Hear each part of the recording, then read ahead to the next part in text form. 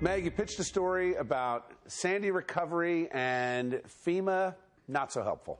Exactly. So rebuild, rebuild, rebuild. That's what New Jersey was told after Hurricane Sandy, and that is what Claudette D'Arrigo did. I chased this story to her Highlands home. She's doing the rebuilding. She's doing what she was told to do.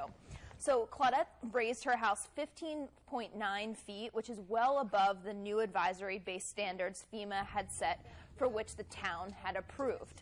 So Claudette thought she was doing everything right. Then she got a bill, this bill right here from her New Jersey flood insurance, for $34,000.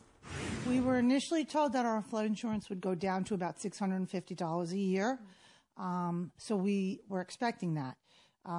When I sent over my flood certification back in February, when we moved in, when everything was completed, I expected to see my flood insurance go down and get a rebate on my flood insurance. Instead, I got the bill that it would be at least $32,000. So here's a statement from NJM Insurance Group.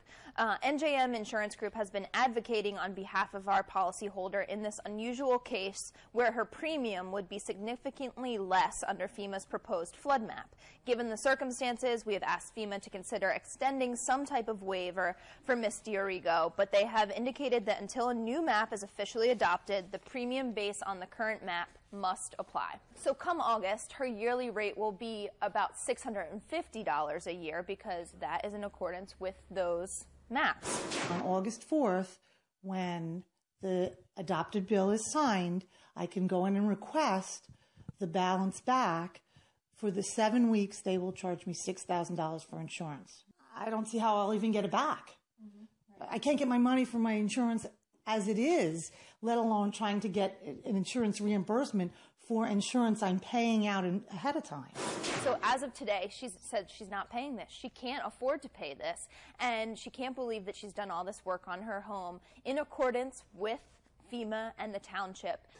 My question is, so that is her private insurer saying this is the cost of your flood insurance? She applied for her insurance because, right, God forbid another storm hits, right, while she is continuing this rebuilding process. This is why we have elected officials. She needs to go to her elected officials because these are the people that are there for this reason, directly to She's them. actually speaking with Menendez, so we'll go back to him and see if he's fighting on her behalf, what she will get out of it. Maybe this will put a little pressure on FEMA and her flood insurance so she doesn't have to pay that high rate.